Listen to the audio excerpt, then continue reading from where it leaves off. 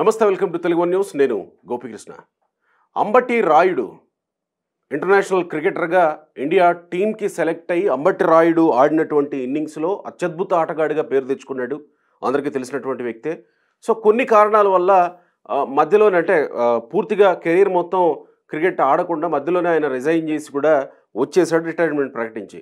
ఈ నేపథ్యంలోనే అప్పటి నుంచి కూడా రాజకీయాల్లోకి వస్తారు. ఎప్పుడైతే జగన్మోహన్ రెడ్డి గురించి సాఫ్ట్గా మెసేజ్లు పెట్టడం, జగన్మోహన్ రెడ్డి మీద ఒక రకమైనటువంటి సాఫ్ట్ కార్నర్ ప్రదర్శించడం ఎప్పుడైతే మొదలుపెట్టాడో అప్పటి నుంచి వైసీపీలో పార్టీలో జాయిన్ అవుతారు అని చెప్పి విపరీతంగా ప్రచారాలు జరిగాయి. ఆ ప్రచారాలు నిజం చేస్తూ డిసెంబర్ 28వ తేదీన ఆయన వైసీపీ కండువా కప్పుకున్నాడు. జగన్మోహన్ రెడ్డి నేరుగా జగన్మోహన్ రెడ్డినే కలిసి ముఖ్యమంత్రిని మిథున్ రెడ్డి, తర్వాత నారాయణ స్వామి అనుకుంటాడు డిప్యూటీ సీఎం, వీళ్ళిద్దరూ పక్కనే ఉన్నారు. కండువా కప్పేసుకున్నాడు. అంటే అఫీషియల్గా జాయిన్ అయిపోయాడు. జాయిన్ అయిన తర్వాత గుంటూరు ఎంపీ టికెట్ నుంచి అంబటి రాయుడు పోటీ చేస్తాడు అనేదే వినిపించినటువంటి వార్త. అదే కొనసాగింది. అంబటి రాయుడు కూడా అదే ఆశించినట్టు వార్తలు వచ్చాయి. సో సడన్గా అంబటి రాయుడు 10 రోజుల్లోనే ఏమైందో తెలియదు కానీ 28వ తేదీ జాయిన్ అయ్యాడు. 10 రోజుల్లోనే యూటర్న్ తీసుకున్నాడు. ఈ మధ్యకాలంలో వైసీపీ ఎమ్మెల్యేలంతా గుడ్ బై చెప్తూ వస్తున్న నేపథ్యంలో ఆర్కే దగ్గర నుంచి, కాపు రామచంద్రారెడ్డి దగ్గర నుంచి ఇంకా కొంతమంది పేర్లు వినబడుతున్నాయి. ఆల్రెడీ నెల్లూరులో కొంతమంది ఆల్రెడీ చేసినటువంటి వ్యక్తులు ఉన్నారు. ఇంకా కొంతమంది పేర్లు వినబడుతున్న నేపథ్యంలో అంబటి రాయుడు చేరిన 10 రోజులకే యూటర్న్ తీసుకోవటం, మీతో నేను ఆడలేను అన్నట్టుగా ఆయన యూటర్న్ తీసుకోవడం వెనుక కారణాలేంటి, ఎందుకు అంబటి రాయుడు రిజైన్ చేస్తాను అని ప్రకటించాడు. రిజైన్ చేస్తానని ప్రకటించడంతో పాటు త్వరలోనే భవిష్యత్ కార్యాచరణ అని కూడా ప్రకటించాడు. ఇక్కడే కొన్ని అనుమానాలు ఉన్నాయి. అంటే రాజకీయాల్లో ఉంటారా, ఉంటే ఏ పార్టీలో ఉంటారు, వైసీపీకి దూరంగా వెళ్తున్నానన్నారు, కానీ భవిష్యత్ కార్యాచరణ అంటే ఏ పార్టీలో ఉంటారనేది పెద్ద చర్చనీయాంశంగా మారింది. మా ఇన్పుట్ ఎడిటర్ సుభాకర్ జాయిన్ అవుతారు. సుభాకర్ గారితో మాట్లాడి కొన్ని విషయాలు తెలుసుకునే ప్రయత్నం చేద్దాం. సుభాకర్ గారు నమస్తే అండి. సుభాకర్ గారు, డిసెంబర్ 28వ తేదీన అంబటి రాయుడు వైసీపీలో జాయిన్ అయ్యారు. 10 రోజులు తిరగకుండానే వైసీపీ నుంచి యూటర్న్ తీసుకున్నాడు, మీతో నేను ఆడలేను అన్నట్లుగా. ఒకటి, గుంటూరు ఎంపీ టికెట్ ఆయన ఆశించాడు, అందుకే పార్టీలోకి వచ్చాడు. ఎంపీ టికెట్ ఆయనకే కేటాయించబోతున్నారని కొన్ని వార్తలు మనం చూసాం. ఇప్పుడు అంబటి రాయుడు యూటర్న్ తీసుకోవడానికి ఏమి కారణం అన్నట్టు చర్చ నడుస్తుంది అక్కడ. వాస్తవానికి అంబటి రాయుడు వ్యక్తిత్వం టన్నుల కొద్ది ఇగోతో ఉంటారు ఆయన అనేది అందరికీ తెలిసిన విషయమే.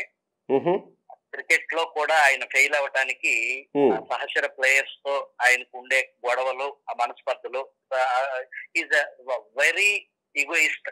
కానీ అప్పుడు చీఫ్ సెలెక్టర్ వెంకటేష్ ప్రసాద్ మీద, సారీ ఎంఎస్కే ప్రసాద్ మీద ఆరోపణలు చేశారు కదా ఈయన బయటకు వచ్చినప్పుడు. అవును, చేశారు. ఈ మధ్యకాలంలో సోషల్ మీడియాలో కూడా ఒక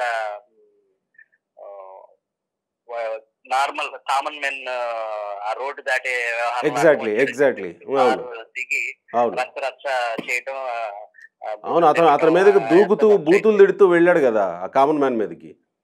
అవును, ఇక్కడ ఏంటంటే నాకంటే ఈగోయిస్ట్ జగన్ అనేది అతని సన్నిహితుల దగ్గర అన్నాడు అనేది మనకు తెలుస్తుంది.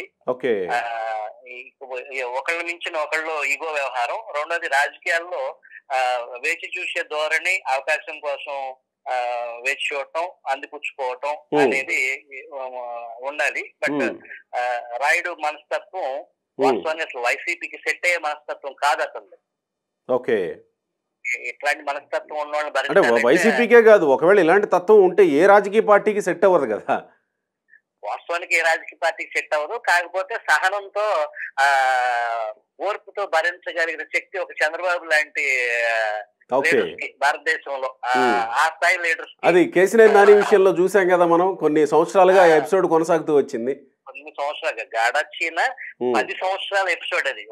1-2 సంవత్సరాలు కాదు. వాస్తవానికి ఆ సహనం అనేది చంద్రబాబు నాయుడు ఒక రాజకీయ పార్టీ నడుపుతూ ఆ సహనం అనేది ఈ ఒక్క విషయంలోనే మనం చెప్పుకోవచ్చు. కొన్ని వందల తప్పులు ఆయన మాటల ద్వారా, ఆ నాలుక అనేది ఎంత ప్రమాదకరం, అది ఎంత ఇబ్బంది పెట్టిద్ది పార్టీని అనే దానికి ఒక చిన్న ఉదాహరణ కేశినేని నాని ప్రవర్తన. అదే వైసీపీ పార్టీలో ఉంటే జగన్మోహన్ రెడ్డి యాటిట్యూడ్ కి ఒక్క రోజులోనే ముగింపు పలికే పరిస్థితి ఉండేది. ఓకే, అంబటి రాయుడికి 10 రోజులు పట్టింది అనుకోవాలా? అంతే. అంబటి రాయుడు స్వచ్ఛందంగా నీళ్లు వదిలేశాడు రాజకీయాలు. అదే అంటే కంప్లీట్ గా రాజకీయాల్లో వదిలేస్తున్నా అన్నట్టు అనలేదు కదా. ఇక్కడ ఏమన్నాడు, further action will be conveyed in due course of time అని అన్నాడు. అంటే కొన్ని రోజుల్లో భవిష్యత్ కార్యాచరణ ప్రకటిస్తా అంటే భవిష్యత్ కార్యాచరణ ఏదో ఉంది అతనికి.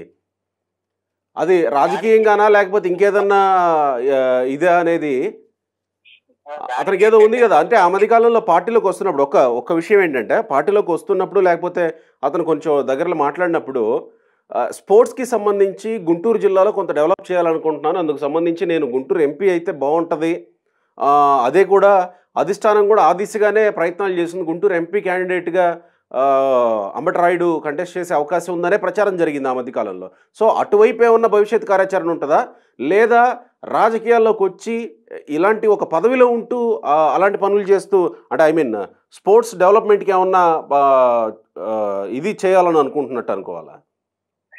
రాజకీయం అనేది అతని ఆస్పిరేషన్, అతను చట్టసభల్లోకి వెళ్ళాలి అనేది అతని కోరిక. ఓకే, దాన్ని వైసీపీ ద్వారా అతనికి వైసీపీకి అనుసంధానకర్తలుగా ఉన్నవాళ్ళు అతని పార్టీలో చేర్చడం, ఆ పార్టీలో చేరిక ముందు కమిట్మెంట్లు వాటిలో విజయం సాధించారు నాయకులు.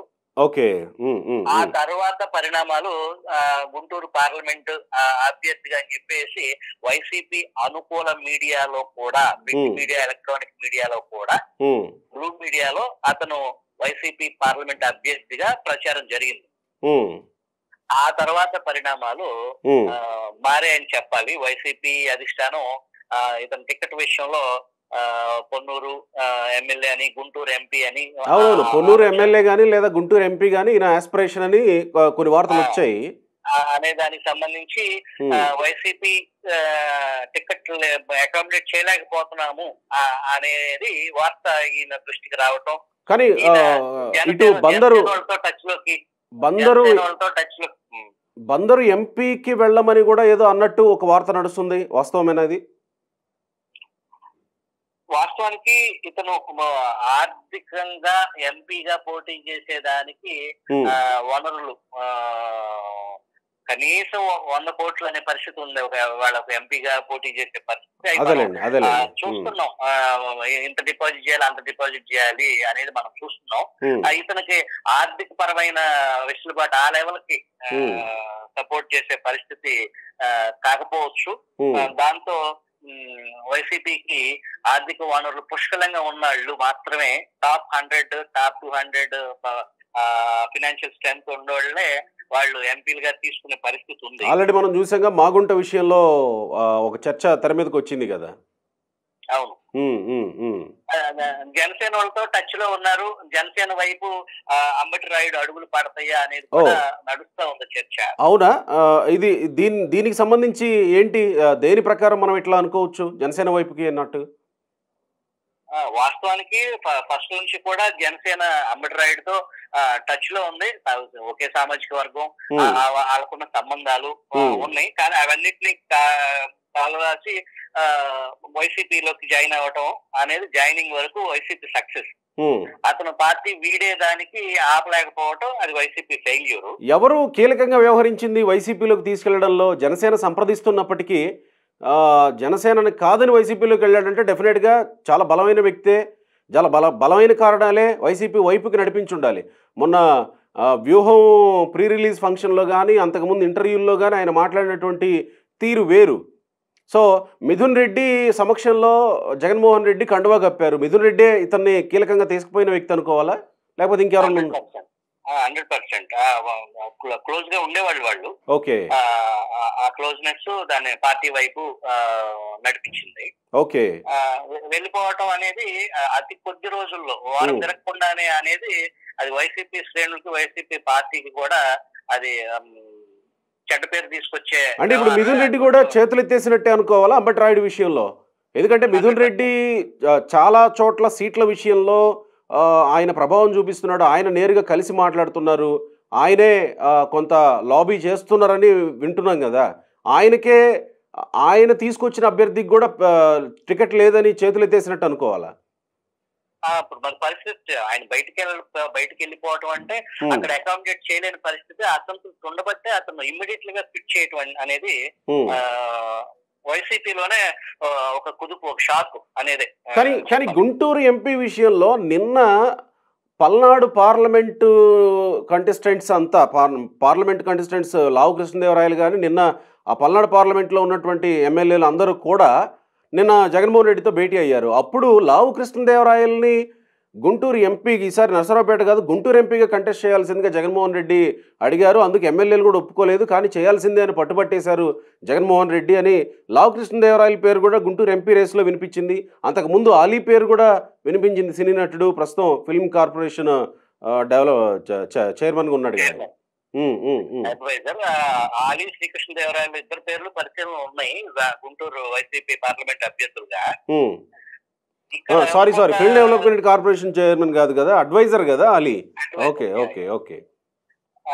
ఈ శ్రీకృష్ణదేవరాయల విషయంలో ఇంకొక చర్చ నడుస్తుంది. టీడీపీ అధిష్టానంతో ఇప్పటికే శ్రీకృష్ణదేవరాయలు టచ్ లో ఉన్నారు. టీడీపీ అభ్యర్థిగా గుంటూరు పార్లమెంట్ నుంచి రాబోతున్నారు అనేది వార్తలు వస్తూ ఉన్నాయి. ఓహో, ఆయన టీడీపీలోకి వచ్చినా గానీ గుంటూరు నుంచే కంటెస్ట్ చేస్తున్నాడు, నరసరావుపేట కదా. అవును, ఈ గల్లా జయదేవ్ రాజకీయాల నిష్క్రమణ. అవునవును అవును. ఆ వార్త మొన్నటి నుంచి వింటూనే ఉన్నాం కదా, గల్లా జయదేవ్ ఇక రాజకీయాల్లో ఉండకపోవచ్చు అనేది, గల్లా ఫ్యామిలీనే ఉండకపోవచ్చు అనేది వింటున్నాం. టీడీపీ తరపున శ్రీకృష్ణదేవరాయలు గుంటూరు నుంచి పార్లమెంట్ పోటీ చేస్తారనే వాదన బలంగా ఉంది. సో అందుకు అంబటి రాయుడు ఏమన్నా గుంటూరు అతనికి ఇస్తున్నారు కాబట్టి నాకు ఇవ్వరు అని వెళ్ళిపోతున్నట్టు అనుకోవాలా, లేకపోతే అంబటి రాయుడికి చెప్పేశారా మేము కృష్ణదేవరాయలకి ఇస్తున్నాం మీకు ఇవ్వట్లేదని చెప్పేసినట్టే అనుకోవాలా? అలాంటి వాళ్ళకి ఇస్తున్నాం అని చెప్పకపోయినా నిన్ను అకామిడేట్ చేయలేకపోతున్నాము, నీకు అవకాశం కల్పించలేకపోతున్నాం, ఇంకొకసారి చూద్దాము అనే దానికి, లేదా ఇంకా వేరే రకంగా న్యాయం చేస్తాం అనే దానికి అతను బేసికల్ గా ఈగోయిస్ట్ కాబట్టి అలా కుదరదు అని చెప్పేసి బయటకు వచ్చాడు అనుకోవాలి మనం. సో మొత్తంగా ఆల్రెడీ వైసీపీకి రాజీనామా చేస్తున్నా అని ప్రకటించేశాడు కాబట్టి, భవిష్యత్ కార్యాచరణ ప్రకటిస్తా అంటున్నాడు కాబట్టి, మీరు అంటున్నట్టు జనసేన వైపుకే ఆయన అడుగులు. ఈ ఎన్నికల్లో 2024 ఎన్నికల్లో, సార్వత్రిక ఎన్నికల్లో కంటెస్ట్ చేయబోతున్నారు జనసేన నుంచే అని అనుకోవచ్చా? బలమైనటువంటి కారణాలు ఏమైనా కనపడుతున్నాయా? ఆ ప్రయత్నం అయితే జరుగుతుంది, కానీ జనసేన ఏ మేరకు కేసీఆర్ నాని విషయంలో గానీ, అంబటి రాయుడు విషయంలో గానీ ఈ పార్టీ అధినేతలు మనకి తలనొప్పి అవుతారు, తలపోటు అవుతారు అనే భావన అంబటి రాయుడు మీద ఉంది వాస్తవానికి. Okay okay okay. అది జనసేన అధినేత పవన్ కళ్యాణ్ ఏ రకంగా స్పందిస్తారు, ఏ రకంగా ఓకే చెప్తారు అనేది మనం వేచి చూడాలి. రైట్ సుభాకర్ గారు, మరిన్ని అప్డేట్స్ కోసం మళ్ళీ కాంటాక్ట్ చేస్తాం మిమ్మల్ని. అవసరమైతే ఈ విషయంలో ఏం జరిగిందో తెలుసుకునే ప్రయత్నం చేద్దాం. ఇప్పటివరకు ఉన్నటువంటి అప్డేట్ అయితే ఇది. ఒకటి, గుంటూరు ఎంపీ లేదా పొన్నూరు అసెంబ్లీ అంబటి రాయుడు ఆశించారు, కాదు బందరుకు వెళ్ళమని వైసీపీ అధిష్టానం అన్నట్టుగా కొన్ని వార్తలు వచ్చాయి. గుంటూరు ఎంపీ రేసులో ఉన్నప్పటికీ కూడా ఇటు అలీకా లేకపోతే కృష్ణదేవరాయలకి అనే మీమాంసలో కృష్ణదేవరాయలకే కన్ఫర్మ్ చేయబోతున్నామని వైసీపీ అధిష్టానం అనడం, అసలు కృష్ణదేవరాయలు నరసరావుపేట ఇవ్వకపోతే నేను ఇక వైసీపీలో ఉండను అన్నట్టుగా కొన్ని వార్తలు ప్రచారంలోకి రావడం. సో ఇటు కృష్ణదేవరాయలు టీడీపీలోకి, ఇటు అంబటి రాయుడు జనసేనలోకి అడుగులు పడుతున్నట్టుగా ఒక రకంగా మీరు చెప్తున్న దాన్ని బట్టి అర్థం చేసుకోవాలేమో. చూడాలి మరి. ఇంకేదైనా అప్డేట్ వస్తే కనుక డెఫినెట్గా మనం మాట్లాడి ప్రేక్షకులకి అందించే ప్రయత్నం చేద్దాం. థ్యాంక్ యూ సుభాకర్ గారు. రైట్, ఇది మొత్తంగా అంబటి రాయుడు డెసిషన్ తీసుకున్నారు. 10 రోజుల్లోనే యూటర్న్ తీసుకోవడానికి కారణం ఏంటంటే ఇవన్నీ కారణాలు. చూడాలి మరి అంబటి రాయుడు భవిష్యత్ కార్యాచరణ ఏంటో. Thank you.